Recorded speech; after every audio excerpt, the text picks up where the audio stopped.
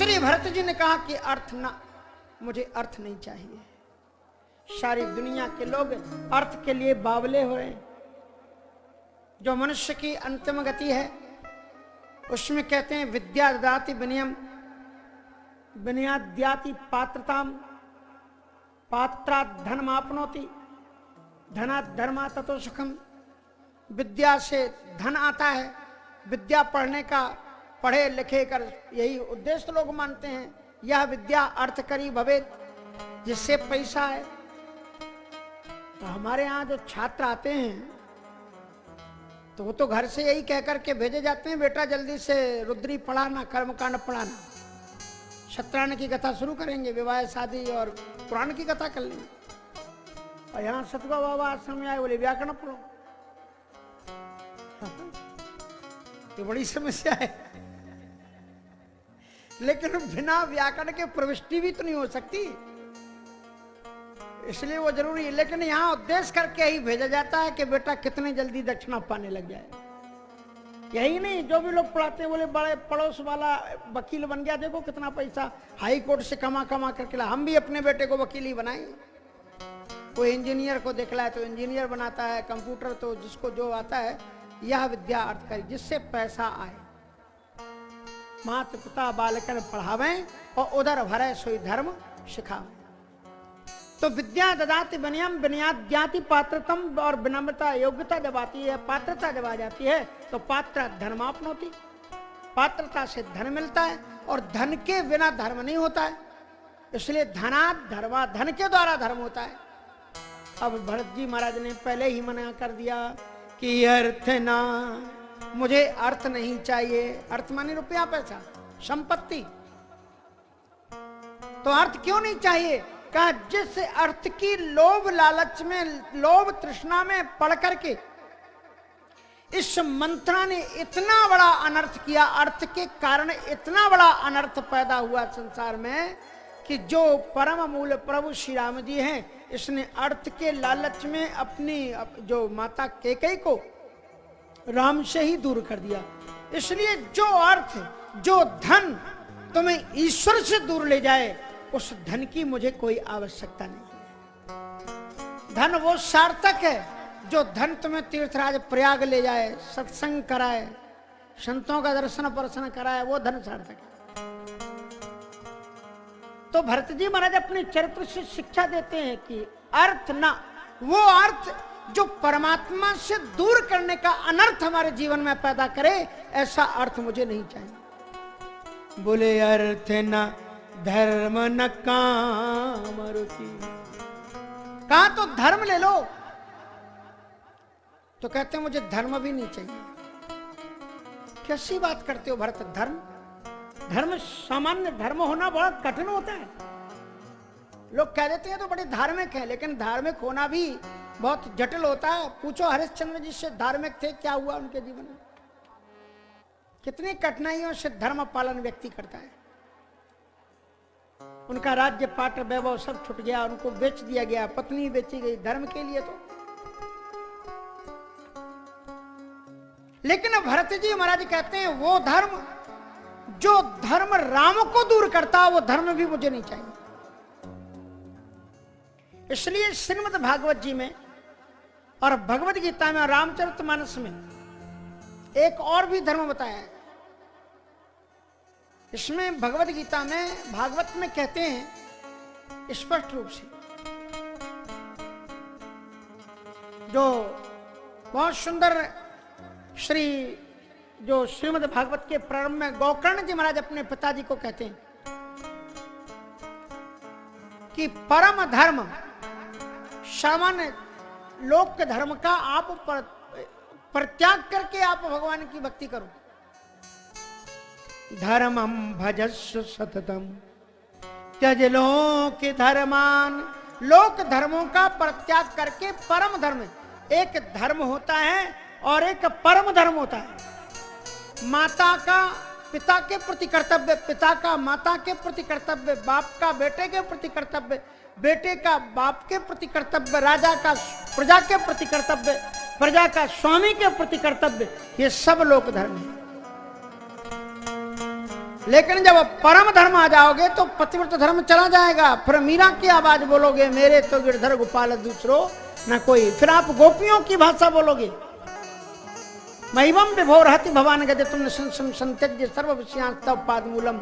अगर कोई पति है तो शरीर का पति हो सकता है, लेकिन आत्मा का पति तो परमात्मा के अतिरिक्त कोई हो ही नहीं सकता। इसलिए परम धर्म।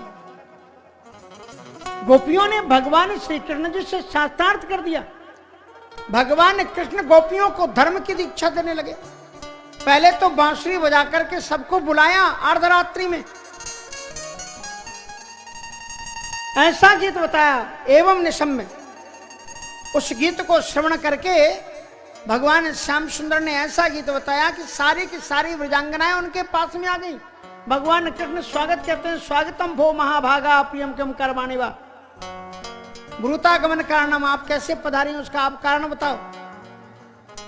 और फिर बाद में कहते हैं रजन निशा घोर रूपा घोर सत्य निषेवता भयानक आधी रात्र है, और इस समय पर स्त्रियों को अपने घर को छोड़ करके यहाँ पर नहीं आना चाहिए। पति शुश्रूणाम स्त्रीणाम परो धर्मो है माया तद बंधूनाम च कल्याणम प्रजानाम चानुपोषणम।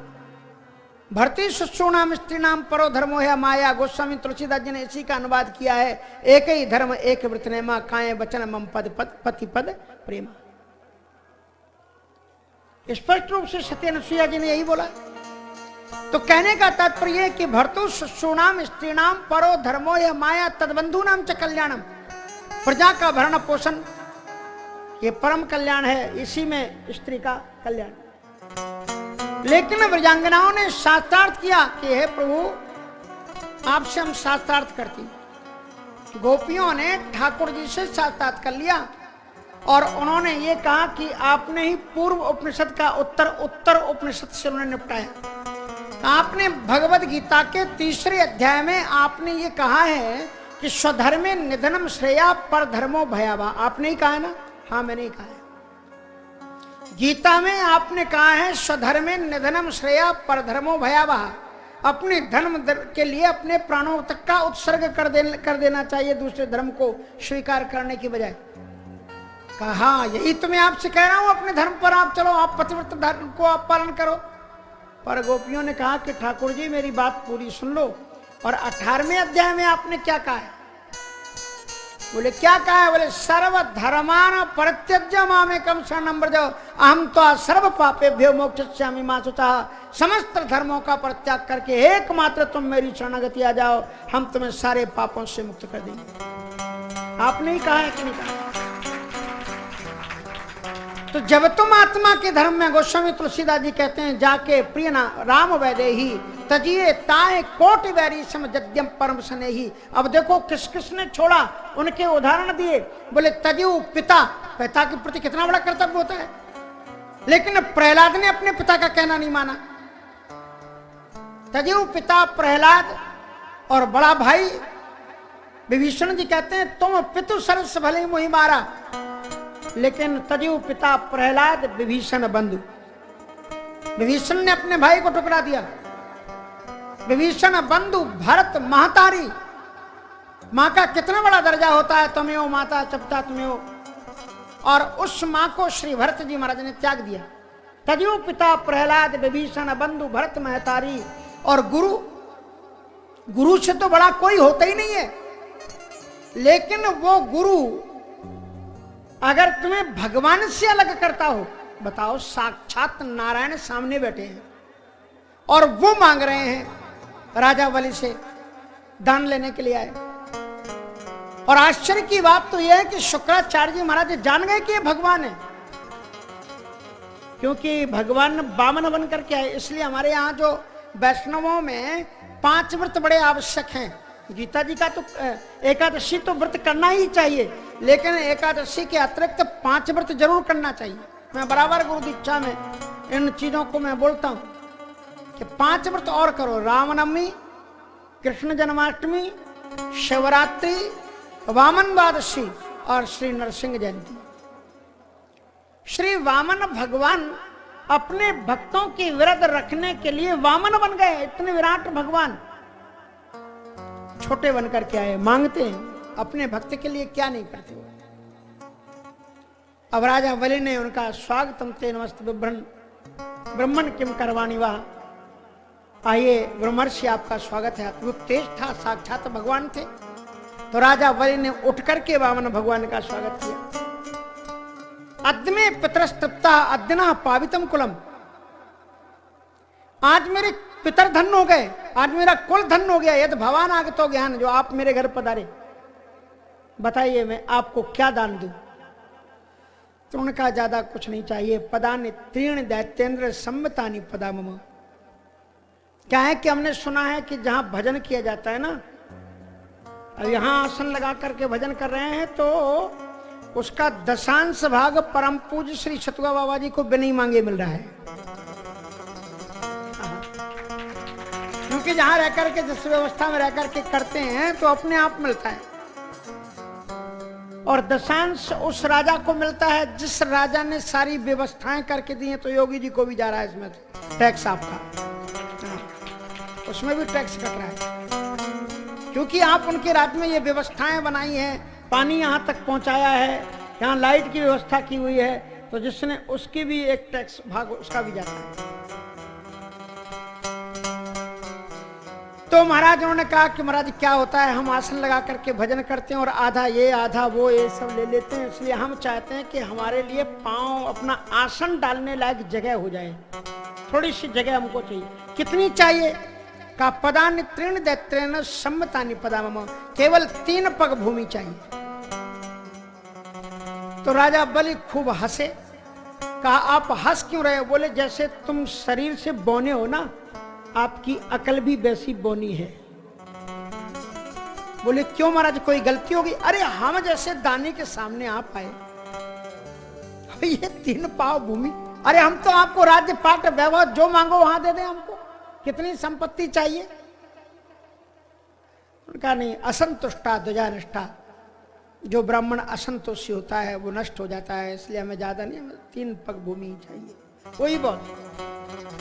तो उन्होंने कहा बताओ महाराज, तो फिर हम एक काम करते हैं कि बड़े दैत्य को बुलाते हैं, आपके तो छोटे छोटे पांव हैं, आप यहाँ से देख एक बीता नाप पाओगे, कोई अच्छे खासे दैत्य को बुलाते हैं और वो पांव ना 3 पांव नापना है ना। बोल नहीं हम तो अपने पांव से ही नापेंगे। कहा तो फिर ठीक है नाप लो जहां नापना हो। कहा कि महाराज पहले संकल्प कर दो, क्योंकि संकल्प करने के बाद में दिए गए दान का फल मिलता है। जब उन्होंने कहा संकल्प कर दो, तब शुक्राचार्य जी महाराज तो यज्ञाचार्य थे, और यज्ञाचार्य जी तो अपने पुण्य पन्ने पढ़ते रहते हैं, वो वेद के पन्ने पढ़ रहे थे, यज्ञ करवा रहे थे। जब उन्होंने देखा ये पंडित तो बड़ा होशियारी से बात कर रहा है, देखने में बहुत छोटा लग रहा है, कह रहा है पहले संकल्प करो। संकल्प का अर्थ ये तो होता है कि उसका फल मिलता है, लेकिन संकल्प का अर्थ ये भी होता है कि फिर बदल नहीं सकते तुम अगर संकल्प कर दिया एक बार। और लोग तो महाराज हरिद्वार की पवित्र धरती पर जाकर के संकल्प करते हैं, 5 रुपए लेकर के हमने गौदान कर दिया। अरे घर में झूठ बोलो सो बोलो, तीर्थ में जाकर के काय को झूठ बोलते महाराज, मरोगे कहां जाओगे? अन्य क्षेत्रे कृते पापम तीर्थ क्षेत्रे विनश्यति, और तीर्थ क्षेत्रे कृते पापम अन्य नैव च नैव च। तीर्थ यात्रा में कभी झूठ नहीं बोलना चाहिए। 5 रुपए में गाय दान होती, एक दिन का भूसा नहीं होगा और आप कहते गाय दान करें। उससे अच्छा गोलक रखो वहां पर और गोलक में डाल दो कि जो भी आए हमारे पास इतनी सामर्थ्य। महात्मा बड़े उदार होते हैं। हमारे यहाँ परम पूज्य श्री सुदामा दास जी महाराज सुदामा कुटी में एक भक्त आए, बहुत पुरानी बात है, दिल्ली के भक्त, साधारण कोई भक्त था बेचारा, आया, कहा बुढ़िया माई थी मेरे सामने की बात, महाराज जी हमको भंडारा करवाना है। हमने कहा, उन्होंने पूछा माताराम कितना पैसा है संतों का भंडारा करने के लिए? हमारे पास ज्यादा कुछ नहीं, ये है सब गुना गुनू करके 10 पैसे 5 पैसे, वो बेचारी भिक्षुक थी, और लेकर के उसने उनको पूरे टोटल मिला के 5 रुपए 60 पैसे। अब बोलो 5 रुपए 60, अब आज के 500 समझ लो, 500 रुपए में भी भंडारा कहां से? तुम्हारा दिन का बैठो, कल भंडारा होगा। हमने कहा ये 5.5 रुपए में भंडारा कैसे होगा? तो उन्होंने कहा कल होगा तब देख लेना। तो महाराज जी ने कोठारी को बुलाया, कहा जाओ नमक खरीद लाओ 5 रुपए का, और 5 रुपए का नमक लाए। बोले आज उसी का, उसमें नमक सस्ता ही मिलता था, वो 5 रुपए और बच गया। कहा कि इसको डाल दो दाल में, उसका भंडारा हो गया, माई की जय बुलवा देना। देखो क्यों डालता, दाल में नमक डलवा दिया, 5 रुपए का हो गया भंडारा, सबने पाया। कौन छूटा होगा बोलो? जितने भी संत महंत जितने भी थे, सबने जो प्रसाद पाया वो दाल तो पाई ही सबने। उसी में ऐसे ऐसे संत होते थे। श्री सुदामा दास जी महाराज जी का दर्शन करो तो एकदम ये लगता था, मुझे तो किसी ने बताया वो बैठे हुए श्री सुदामा जी महाराज, तो हमने तो पढ़ा था और वो राशिला में देखा था, तो हमें तो ऐसे लगा जैसे वही सुदामा जी महाराज अभी भी है, बिल्कुल वैसे ही लगते थे। ऐसे दुबले पतले अत्यंत तेजस्वी स्वरूप उनका, श्री सुदामा दास जी महाराज का जिन्होंने दर्शन किया वो जानते। तो कहने का तात्पर्य ये, जब उन्होंने ये कहा संकल्प करो, तो शुक्राचार्य जी महाराज ने कहा ये तो बड़ा चतुर ब्राह्मण मालूम पड़ रहा है, क्योंकि फिर बदल नहीं सकते। अब महाराज उन्होंने क्या किया कि अब उन्होंने थोड़ा सा पुस्तक एक तरफ की शुक्राचार्य जी ने, और वो जो बामन ब्राह्मण आया हुआ था, बटो इधर देखना, और जो ही बामन भगवान ने शुक्राचार्य जी की ओर देखा तो आंखों को देखते ही पहचान गए। एस्ते स्थान ऐश्वर्यम श्रियम तेजो यशा सुतम दासत्या छिद्र शक्राय माया मालव को हरि। राजा बलि सावधान, ये कोई ब्राह्मण नहीं है, ये कोई भिक्षुक नहीं है, इसके नेत्रों से छुप नहीं पाता, ये साक्षात ब्रह्ममय हरि, ये साक्षात नारायण है। एस्ते स्थान ऐश्वर्यम श्रियम तेजो, तुम्हारा स्थान ऐश्वर्य श्री यश कीर्ति सब कुछ छीन करके दासत्य शक्राय माया वणव को ये तत्काल देखते देखते इंद्र को दे देंगे, तुम खाली हाथ रह जाओ। आप ये बताओ, उनसे अच्छी जो गुरुजी थे, उनसे अच्छी बात तो बाद में विंध्यावली ने बोली है कि क्रीडार्थ महात्मन इदम त्रिजगत कृतम थे। हे ईश्वर, ये सारा संसार त्रिलोक आपका ही तो क्रीड़ा भूमि खिलौना है, और आपके ही खिलौने के, आपकी ही संपत्ति के मालिक बनकर के आपकी संपत्ति आपको दे रहे थे, मालिक दानी बन रहे थे। अच्छा किया आपने इनको बन लिया। पर महाराज शुक्राचार्य जी महाराज ने कहा संकल्प कर मत लेना, नहीं तो सबको चला जाएगा तुम्हारा। असल में शुक्राचार्य जी महाराज पुरोहित धर्म का पालन करते थे, कर रहे थे। पुरोहित माने क्या होता है? पुरा एव हितम कल्पते सा पुरोहिता, जो अपने जजमान की पहले से ही हित का कल्याण चिंतन करे, उसका नाम पुरोहित है। का बेचारे के पास में कुछ बचेगा नहीं तो हमें दक्षिणा कहां से देगा? इसलिए सागर में बैठ गए कि पानी नहीं निकले, संकल्प नहीं होगा। तो भगवान भी कम नहीं थे, एक है उसी में कुशा डाल करके एक आंख गोविंदाय नमो नमः कर दी। तो बलिगुरु तजु पिता प्रहलाद विभीषण बंधु भरत महतारी और बलिगुरु तजु। गुरु से बड़ा तो कोई धर्म है नहीं, लेकिन उन्होंने, राजा बलि ने गुरु को त्याग कर दिया।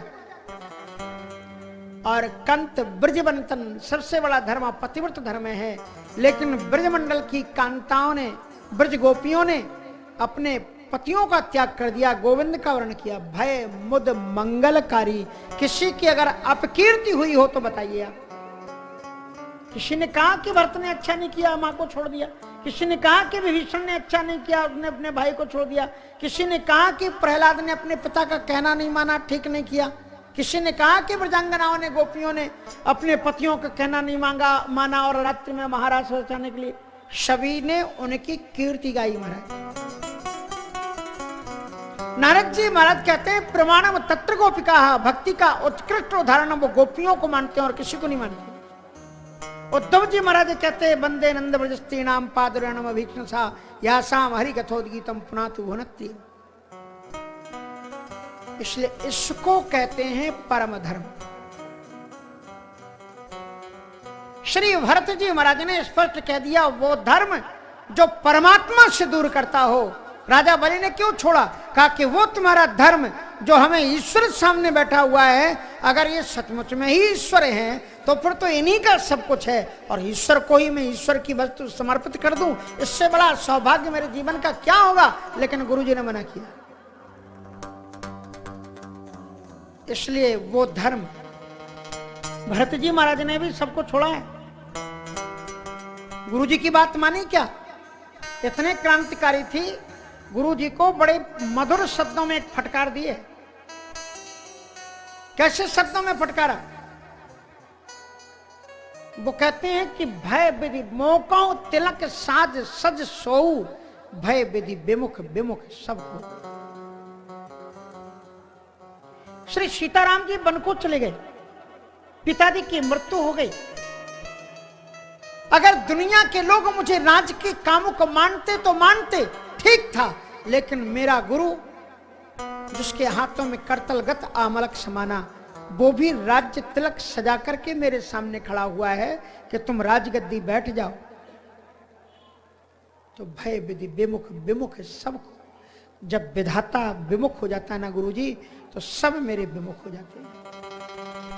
गुरु जी को भी विमुख बता दिया, आप मेरे विमुख हो, क्योंकि सन्मुख तो वही है जो सन्मुख हो, तो जो राम पद करे न सहज सहाय। गुरु तो वो गुरु है जो और कह देता कि हाँ बेटा सब कुछ छोड़ो, चलो राम को मनाने के लिए, और आप मना कर रहे हैं। इसलिए भरत जी महाराज के सामने वशिष्ठ जी रोते हैं, कहा भरत तुमने आंखें खोल दी मेरी। इसलिए तो कहा गया कभी कभी गुरु गुरु ही रह जाता है और चेला शक्कर हो जाता है। रामायण में ऐसे चेला हैं दो चार। सुतीक्षण का सुना है ना? सुतीक्षण कैसा था बताओ? पहले अगर लोग साधना करें तो भगवान को किसके पहले जाना चाहिए? गुरु के पास के चेला के पास? और आप अरण्य कांड में पढ़ लेना, सुतीक्षण अगस्त्य ऋषि का शिष्य है। आप पढ़ना कि वो पहले अगस्त्य ऋषि के पास में गए कि पहले अपने उनके चेला सुतीक्षण के यहाँ गए? पहले सुतीक्षण के यहाँ गए। पहले राम जी सुतीक्षण से मिले। उसका रीजन था कि महाराज जो सुतीक्षण था माँ बाप के बिना था, अपने गांव में भटकता था, सुबह प्रभात फेरी फिरे तो उसमें चला जाए, कीर्तन हो, तिलक लगा ले, और अनाथ की तरह घूमता था। एक दिन उनके गांव में संतों की जमात आई, महर्षि अगस्त्य जी पधारे शिष्यों के साथ में। तो गांव के प्रधान ने प्रार्थना की कि महाराज इस बालक को आप अपने साथ ले जाओ। सो महर्षि अगस्त्य जी ने अपने साथ में उसको भर्ती कर लिया। नया नया चेला बना था, नया चेला का नया रंग था, नया ढंग था। और उसके बाद में उसको कहा कि बेटा तुम ठाकुर जी को लेकर के चला करो। जमात चलती थी ना, तो एक शिष्य के सिर पर ठाकुर जी विराजमान होते, तो वो ठाकुर जी को लेकर के चलते थे। और ठाकुर जी को लेकर के चलते थे। सो महाराज जमात तो थोड़ी आगे निकल गई, चेला जी थोड़े पीछे रह गए। नदी के किनारे किनारे जा रहे थे, वहां पर जामुन के पेड़ देखे, और बड़ी प्यारी प्यारी बड़ी बड़ी काली काली जामुन लगी थी। अब उसको अपने गांव की याद आ गई कि इन पेड़ों पर तो चढ़ करके हम जामुन खाते थे, कितनी सुंदर जामुन। और जो चीज अच्छी लगे वो ठाकुर जी को समर्पित करनी चाहिए। सो इसलिए उनका ठाकुर जी आप नीचे पधरो, विराजो, हम जामुन। अब जामुन ऊंच थी तो कहा कि अब हम तो इतने ऊंचे चढ़ नहीं पाएंगे, एक काम करते हैं ठाकुर जी आप चढ़ जाओ, आप चढ़ करके जामुन खाना और हमको भी गिराना। और ठाकुर जी तो कुछ बोले नहीं। और ठाकुर जी गोल मोल ढेले की तरह देखे, उस पहले पत्थर भी मारते थे, ऐसे करके जामुन गिरती थी। सो उसने उठाए, सालग्राम जी घुमा करके मारे ऐसे। सो जामुन तो नीचे गिरी, लेकिन सालग्राम जी उस तरफ जो नदी थी उसमें चले गए। अब महाराज दूसरे तीसरे 4 सालग्राम जी थे, चारों सालग्राम जी को जामुन का भोग लगाने के लिए जामुन पर चढ़ा दिया था। आप पाओ। और अपने खूब पहुंच करके अपनी जामुन खाई और पेट भर गया। बोले ठाकुर जी अब हम भी तृप्त हो गए, आप भी हो गए, अब आ जाओ। अब ठाकुर जी ऊपर से कहा है, अब ठाकुर जी ऊपर से उतरते हुए दिखलाई पड़े नहीं। तो एक कोई वहीं गाय चराने वाला था, बोले क्या देख रहा है इतनी देर से चिल्ला रहा है ऊपर? अरे बोले मेरे ठाकुर जी का मैं देख रहा था, तो ठाकुर जी फेंक दिए नदी में, अब कहां से ठाकुर जी आएंगे? नदी में चले गए। बोले हाँ। अब वो रोया, बोले अब गुरु जी से क्या कहेंगे, अब क्या ठाकुर जी कहाँ गए? एक बात बताएं? बोले हाँ जुगाड़ की बात है। बोले क्या जुगाड़ की बात है? कहा कि तुम्हारे ठाकुर जी को हमने देखा था, वो भी काले काले थे, जामुन भी काली काली है, इसलिए तुम एक काम करो, 4 बड़ी बड़ी जामुन जो है चंदन लगा के रख दो। तो उसने उसी जगह पर 4 बड़े बड़े जामुन के फल वहीं पर रख दिए। अब महाराज गुरु जी ने सुबह पूजन का टाइम हुआ, कहा सुतीक्षण जी महाराज वो लेकर के सामने प्रस्तुत हो गए। और जो ही उन्होंने जल डाला और स्नान कराया तो गुठली एक तरफ और छिलका एक तरफ। गुरुजी को भयानक गुस्सा आया। सुतीक्षण, और सुतीक्षण कांप रहा है, जी गुरुजी क्या हुआ? कहा ये क्या हो गया ठाकुर जी को? अब क्या उत्तर दे तो सुनो, उसने क्या उत्तर दिया कि पुनी पुनी चंदन और पुनी पुनी पानी, तो ठाकुर सड़ गए हम का जानी। गुरुजी आप रोज रोज पानी चढ़ाते हो, रोज रोज चंदन चढ़ाते हो, ठाकुर जी सड़ गए तो हम क्या करें? कहा मोर कहीं के ठाकुर जी सड़ते, चल यहां से निकल जा, और जब तक तू ठाकुर जी को लेकर के नहीं आए तब तक आना मत। अब वो महाराज उसी जामुन के पेड़ के नीचे चला गया और ठाकुर जी को निरंतर पुकारता है, निरंतर बजता है। धीरे धीरे करके राम जी का प्राकट हो गया, और राम जी के वियोग में रोता है, और उसमें दशधा लक्षणी का प्राकटीकरण हो गया। जो गोपियों में दशधा लक्षणा है वही भक्ति उसके बाद में। कबाऊ के नृत्य करे गुन गाई, कभी नृत्य करता है, कभी हंसता है, कभी रोता है। जो भगवान के भक्त होते हैं बड़े विलक्षण होते हैं। कब भगवान की स्मृतियों में हंसने लग जाएं, कब भगवान का विरह उनको रुलाने लग जाए, अकेले में बैठे बैठे संत राम के वियोग में रोते।